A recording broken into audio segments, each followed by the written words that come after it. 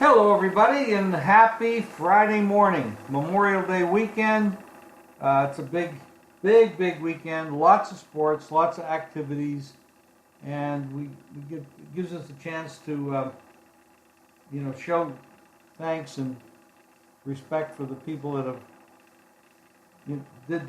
given the ultimate sacrifice for this country and for all of us. So it's a big weekend. Hank is joining me from Florida. Hank, good morning. Morning, Jim. We watched a game last night, and I said it the other day, and I think you disagreed with me. There's something different about this Golden State team. They're the best team.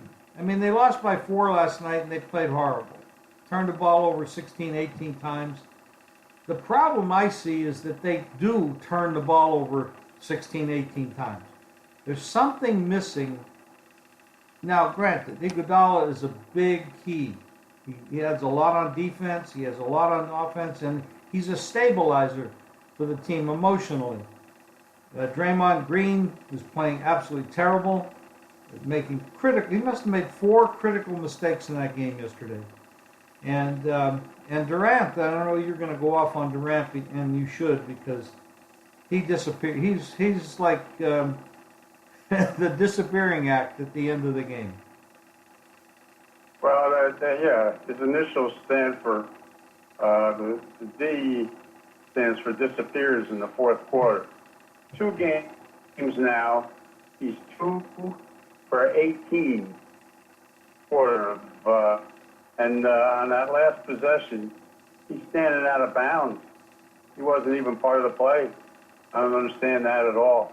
You would want to see him with the ball in his hands with an opportunity to tie the game. And Curry has not been shooting all that well, but he's not hurt. I mean, he's still quick, and he can drive to the basket when he wants to. But they need for Curry to play a little bit better, which I think he will at home. But I'll tell you, what's going to be key is to keep an eye on the injury.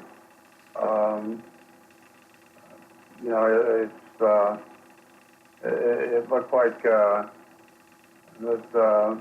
Paul was not looking good. He couldn't put any weight on the leg, and he hobbled off at the end of the game.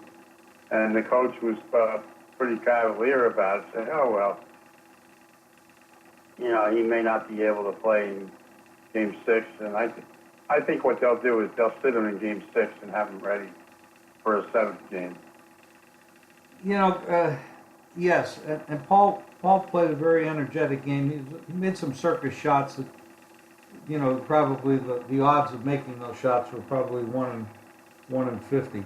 But some of the things he did, but it was his night. He got the momentum going and the energy going, and it worked. But Gordon, not a lot of people talk about Gordon, but he has really been amazing for them.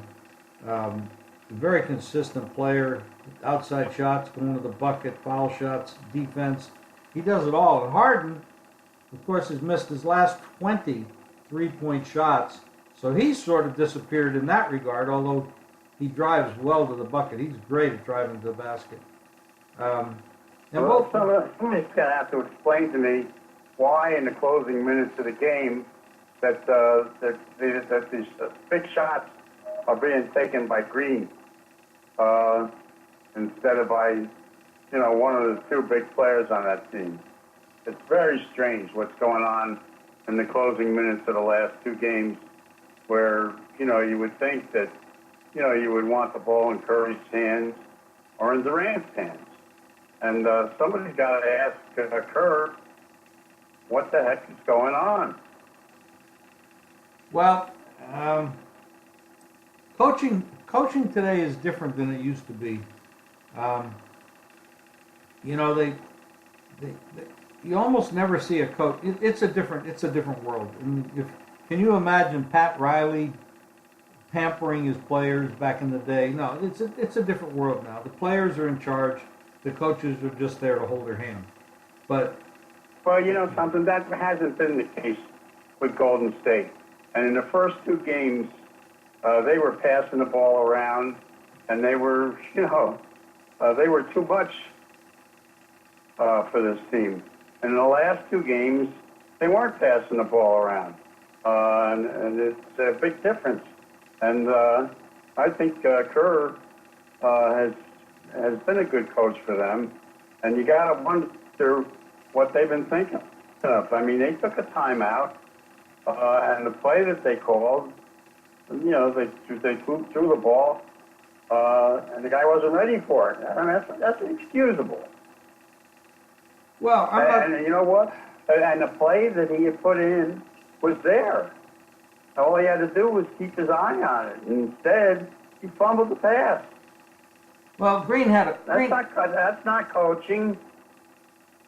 No, I'm not saying Kerr's a bad coach. What I'm saying, in today's modern age, comparing the coaches of today to the tougher coaches of yesteryear, you can't do that anymore. The players are more in charge, and you almost can't really get on their case. It's just a different world. The players are in charge. I mean, they're deciding what teams they want to play for. I'm taking my talents to South Beach, and all that stuff is going on. It's not the way it used to be. Everything in the world has changed. That's fine, be that as it may. The problem is, this team, and you're pointing out a lot of things that are very valid, this team is turning the ball over more than they're getting assists. There's something wrong with this club's discipline. There's something missing. This is not the same club that we saw in 15, 16, and 17. This is the 2018 version of the playoffs with the Golden State Warriors. They are not disciplined. They turn the ball over too much. Their shooting is not to the same level that it had been in the past. These guys are all getting a little older. That does, Father Time is undefeated. They're still the best team. Don't get me wrong. They only lost by 4 yesterday without Iguodala, with Paul hitting circus shots all night long, Gordon hitting everything, and they're still the best team. The problem is, without Iguodala, they lose a lot of the stabilizer in their game. He plays great defense. He can shut down players. He adds a lot on the offensive side, and he keeps the team stabilized. Without him, without him, they're going to have a tough time winning this if Paul plays. If Paul doesn't play, they don't have a chance. Houston doesn't have a chance if Paul doesn't play, because Harden is doing the normal thing that he does in these big games. He disappears. Yeah, and the problem is that they have an astonishing drop-off in the number of assists that they've had in the last couple of games. From the first couple of games, I mean, there's just no assists. What's going on with that? All they're doing is taking shots, bringing the ball up and taking shots, and not hitting them. I mean, the game before, they missed something like 15 layups. I'm going to just say this. I haven't said this before. I didn't even think about it before. The only team of the 4 teams that is playing consistently solid basketball, fundamentally solid basketball, each night, and they haven't totally overcome their youth. They're very young. Is the Celtics, and you see that. Yeah, except on the road. Well, that's where the youth is coming in. These guys are all very young, very inexperienced. They won all year long on the road. They weren't a bad road team, and they didn't get blown out in every road game that they played in all the series that they played in the playoffs. However, most of the season they had Kyrie Irving, which they don't have now. They are very young, and under pressure situations, some of these guys are basically 1 year removed from college. So they are young, and it shows up in pressure games and in road games. In pressure, the regular season and the playoffs are totally different animals.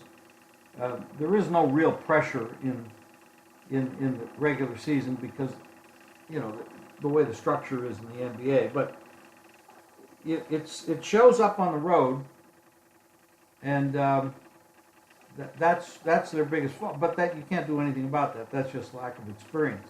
But fundamentally, Boston plays the most fundamentally sound basketball of all four of these teams, and it's showing up. I mean, this turnover rate by the Golden State Warriors is absolutely astonishing to me. You said it. There's no assists. There's all turnovers. 18 turnovers in a game, and still only lose by 4. It shows you they're the best team, but they have to overcome themselves, basically. Amazing. I don't know. Somebody's got to sit down with Durant and figure out what's in his head in the fourth quarter of these games, because he has been just invisible in the fourth quarter of the last 2 games. And this is a guy who's supposed to be, one of the top 2 players in the NBA, and he's not taking any shots in the fourth quarter. That he's not making himself open. He's not setting himself up against. And by the way, he's playing with his back to the basket in the fourth quarter. Wow. Well, the Boston Celtics and the Cleveland Cavaliers tip it off tonight. This is a big game. I mean, it could be the last game ever for LeBron in a Cleveland uniform. That's possible if he decides to leave and they lose the game. And it might be the last home game if they win tonight and go to Boston and lose. So there's a few things on his mind, I'm sure. I don't know what's in his mind as far as where he's going or if he's going anywhere. But this has been totally a home series. Boston wins the first 2 at home. Cleveland wins the next 2 at home. Boston wins the last game at home. And it's that trend could very well continue. I saw some money. It was Cleveland was 7. I see a lot of 6.5s now. Yeah, and Cleveland's won every game at home by at least 11 points. Right. So they seems to they get more help. It seems like LeBron gets a little bit more help from his teammates when they play at home. On the road, they totally disappear. Yeah, there's a lot of 6.5 out there. The total is gone up a little bit from opener 201.5 to 202.5 right now in some places. 202 also in other places. So it's well, good. I know I talked to a guy. I guess it was last night, who was at the Hard Rock, and his host there had made a huge over bet in the game, and all those games have been under in that series. So it's bet the over at your own risk. Yeah, usually the defenses start to show up as these series go along. I mean, if you look at the last 2 Houston Golden State games, no team has gotten into the hundreds. And the last game, Boston-Cleveland, no team got into the hundreds. And so 4 of the 5 games have gone under the total in Boston and Cleveland, and 4 of the 5 games have gone under the total in Golden State-Houston. And the scores are going down considerably each game. I mean, last night, it was 192. Their previous game with Golden State Houston, it was 187. And the Boston-Cleveland game in Boston the other night was 179. So you see these numbers are coming down. The totals have been in the 204 to 207 range. Boston-Cleveland, tonight it's 202. So they've adjusted down, but it might still be another under. It depends on whether you want to chase the number or not, because you're starting to get less value.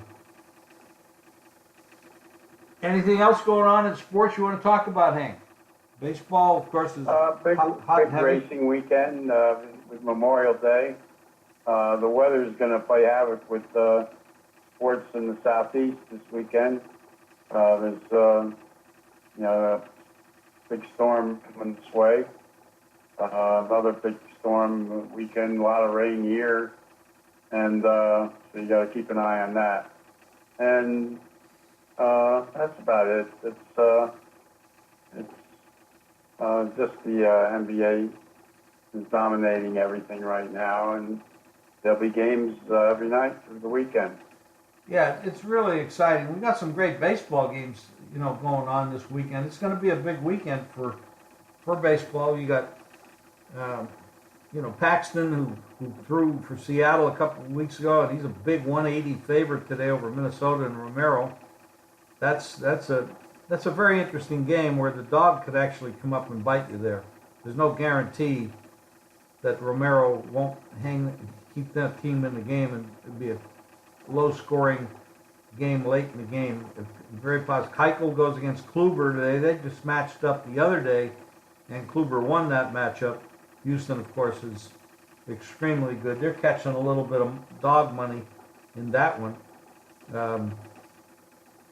You got Heaney and Severino.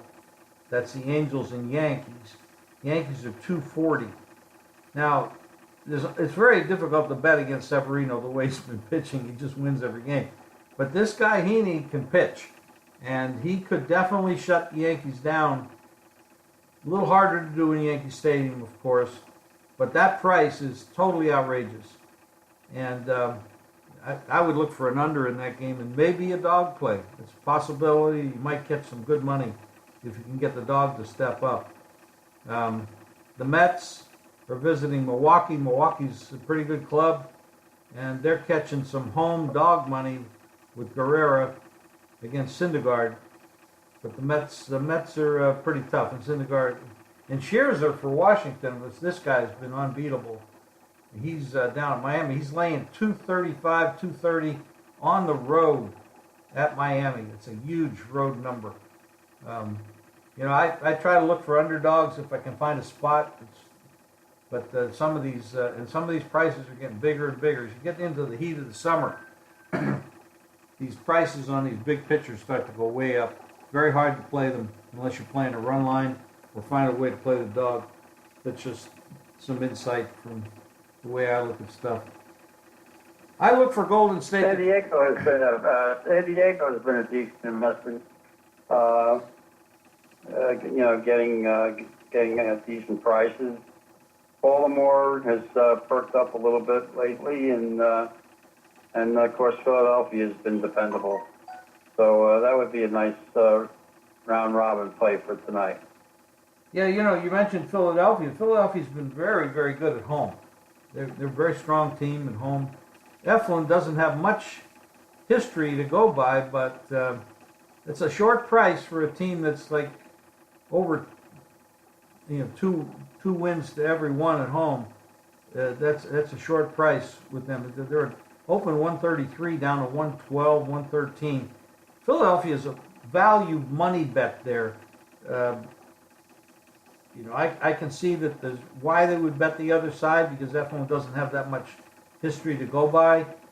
But that's a low price for a team that wins, about 65, 70% of their home games so far.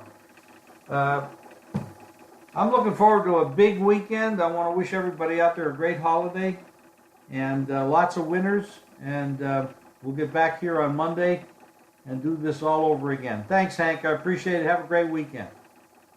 You too, Jim. Thank you. Okay, bud.